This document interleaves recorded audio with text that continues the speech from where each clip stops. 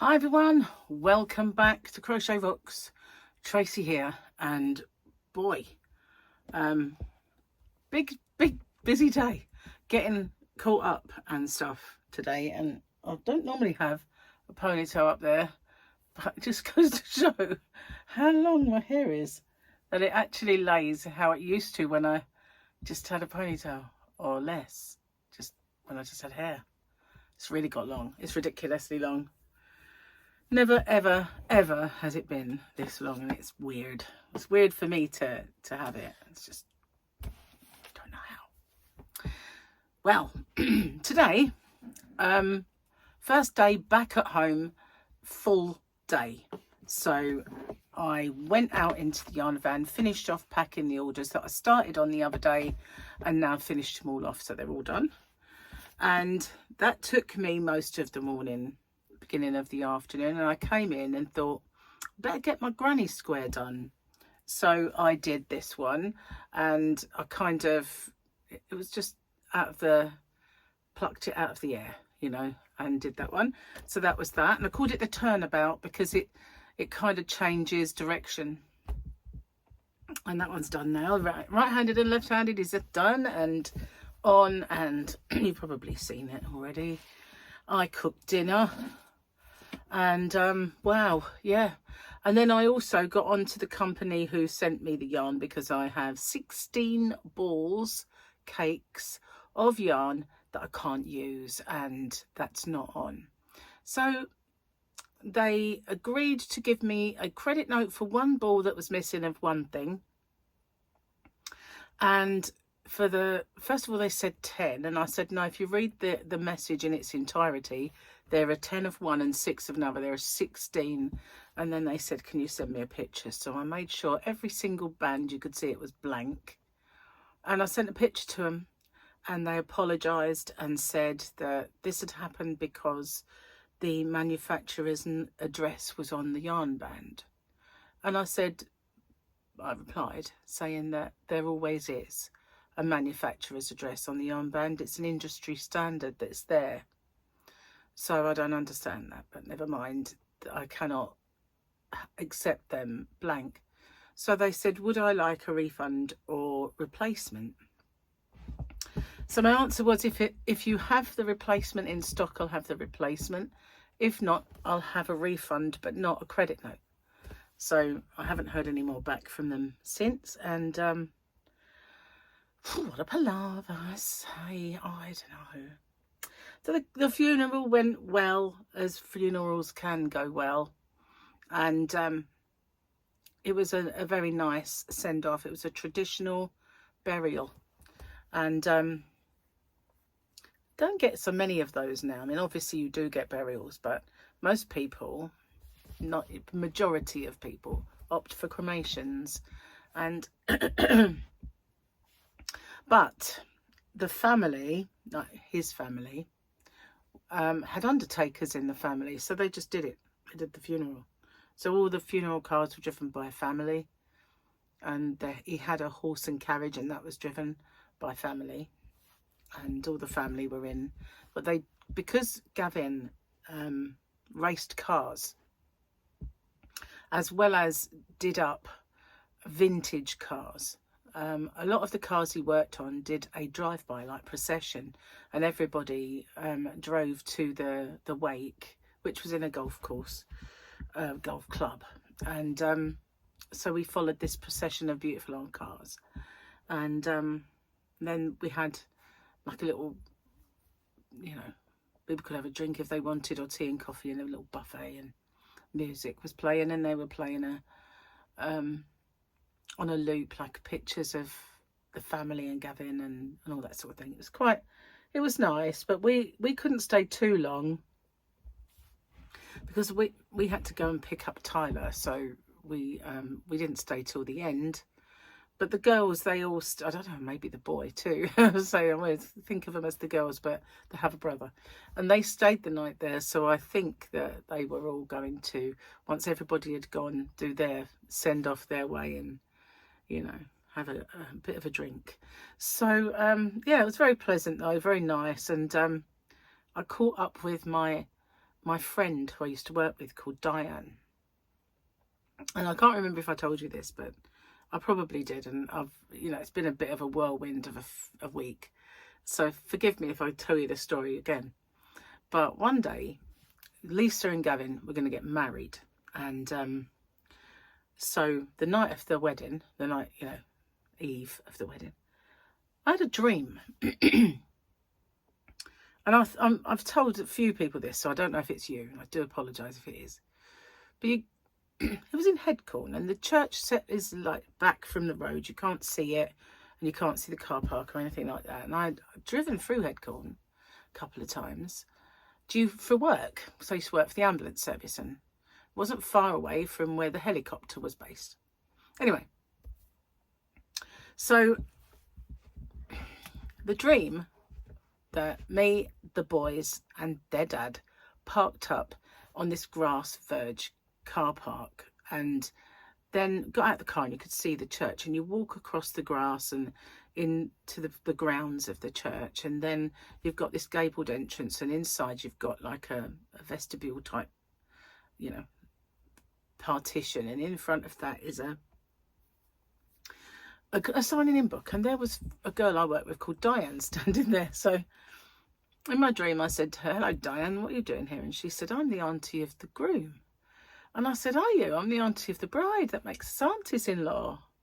And we kind of laughed and stuff. And then I woke up, and then the very same thing happened when we got there. The car park area was the same, the walk to the church was the same, the church looked the same. There was this gabled entrance, then there was this vestibule type bit, and then there was the signing in book. And I looked up, and there was Diane, and I thought, I'm going to have to say it, aren't I? And she replied exactly the same words as she did in my dream. So I replied the same. I just felt like I had to say them. And so I said it, and I said, "You won't believe this, Diane, but I dreamt this last night. Exactly word for word, and the way the church looked and everything else." Made you it really did give me a bit of an odd, have I been here before? Have we done this before? Do we repeat our lives on a loop? What's going on? It was a very bizarre feeling. Anyway, Diane was there. From that moment on, we always called each other Auntie Diane and Auntie Tracy, and she moved up to Lincolnshire. So it was nice to catch up and see her and her husband, Barry. Yeah, so that was really, really nice. And I kept looking over at one, I haven't seen her for about 10 years. So I kept looking over, and I kept saying, I don't know if that's Diane. I feel like if I go over there and it isn't, I'm going to look stupid.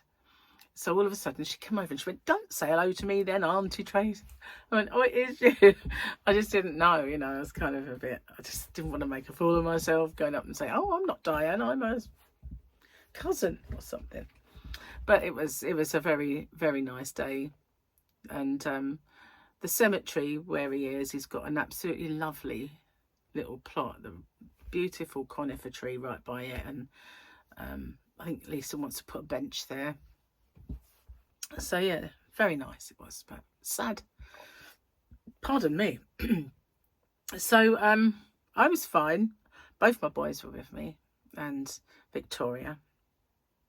And I was absolutely fine until my niece Sarah's daughter Tammy brought me a flower, because everybody was throwing a rose in, and the family that the immediate family all had red, and she had white ones, and she said, do you want to put a flower in? And it wasn't until I did that it kind of got me, and I did have a few tears. But yeah, it was just suddenly, I don't know, taking part, I guess, but watching as a spectator was different than going over and putting my flower in and saying goodbye to Gavin. It was just very sad. Anyway, that's all done now. Tyler had a lovely afternoon, early evening, playing Mario Odyssey with Uncle Paul. And then we took him home, and I got home quite late. It was a very, another full-on, quite long day. So they're all over now. They're all over now. I'm back to normal for a little while before I have to go out again. But it's just weird how when things happen, they all come along at once, don't they? They all hit at the same time. And so yeah, it's been a mission is what it's been, but I'm kind of glad of the rest now. You know, I slept like a log last night when I got in, and I was tired, and I was a little peckish, so I had a couple of those char rolls that I have on my diet, and I had those with cheese in, because it was been another write-off day yesterday of diet. I didn't eat loads, but what I ate weren't right stuff. Sandwiches that have been prepared by an outside company. I didn't eat anything else because everything else was brown, and you know that means fried or pastry, and that does hurt my stomach. So I just chose the white bread, which is better than brown for me, and had some sandwiches, and I did eat a brownie. I do like little brownie pieces. They were very gooey though, far too gooey, but never mind, they were yummy and chocolatey, so it was good, because you know it's chocolate and I haven't had that for a while. Anyway, I digress. So yeah, although I didn't stick to it, it wasn't a massive off the diet day. It wasn't like we had a huge dinner or anything. So today I kind of decided that I was going to get back in the swing of the diet. So I had the oats, and then I had some lamb and new potatoes with peas and corn. So that was very nice. Just had it. And so yeah, I got in last night. I was very, very tired, as I was saying, and I watched the soap that watched Emmerdale, I think. You know, I was so tired I don't even actually remember what it was about. But I think I watched a bit of the soaps, and then I just decided that's it, I'm off to bed now. So I did the cat first, got her in, and then as I got into bed, it was like I was gone. I was just gone, and I didn't get up until about 8:30. So that was a perfect through the night sleep, and must have needed it. You know, that doesn't happen that often anymore. Unfortunately, it's happened every single night, and I took it for granted. And now, well, tell a lie, I did actually wake up at one point, but I think Gary was getting ready for work, and I glanced over at the door and I see light behind it, and I just thought, no, I'm not getting up. And I just went straight back to sleep. It was barely registered, so it didn't count as such. Anyway, let's have a look.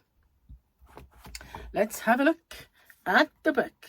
Happy Hump Day, guys. I know it's not Hump Day for me, but it is for you, because as you well know, my today is your tomorrow, and your tomorrow is my yesterday, and we're back on the armourer again. We must walk the way together, all Mandalorians. This is the way. Yes, this is the way. I think I'm on my last joke. Yeah, pulling my leg, that one was, wasn't it?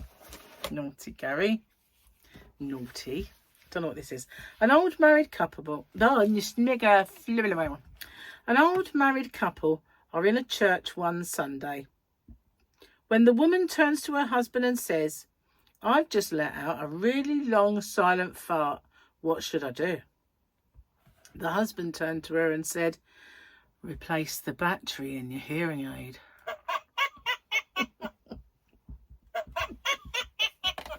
All right.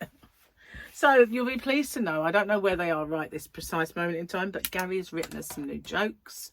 They're here somewhere. I've lost them. But as luck would have it, I had that one left. So yeah, it's not too much of a problem until tomorrow if I can't find them. But they've got to be here somewhere. They really do. I haven't really been in here to lose them, but I have put them somewhere. I don't know. So yeah, been a busy day. Busy bee. Yes, indeed. And I kind of had a bit of a landslide in the yarn van. Over by the door, I've got one side, I've got my drawers, which those little drawers have got accessories in. Then there are two chests of drawers that face each other, and behind that the cubbies stop, but in front of them is a multitude of sins. And there was some precariously balanced stuff on there, and as I was sorting out a box, whoosh, they all went. So I do this really crazy thing when something like that happens. I say, right, you want to fall on the floor? go on then. And I push loads more over. It's just, I know I have to tidy it, right? I know it's another bigger mess. It wasn't that big, but I make it. I do it every time. Like, there was one time when I was young, couldn't find my key, and I'd just done my room. And I was living with mum and dad, okay? And I needed to go out, and I couldn't find my key anywhere. And I thought, what have I done with it? So I trashed that room, trashed it. And I'd just done it, and I'd got to do it again. But I tried, and the stupid thing was I actually picked up my mattress and threw it off the bed. It was a single mattress. It weren't really heavy or anything. But it obviously wasn't under the bed. But I was in such a fit of temper that I trashed that room, and I moved that mattress and everything else that was in it. And then I looked around and just thought, oh, I don't remember where the key was, but I found it, obviously. Probably in a jeans pocket. But anyway, yeah, so as a couple of little boxes of this, that and the other decided, and it wasn't yarn, it was just my stuff. And as my stuff decided to fall on the floor, I helped more of my stuff, like some baskets, and they were empty, but a bag of bags and things like that, all just like, go on then, you all want to fall on the floor, go on then.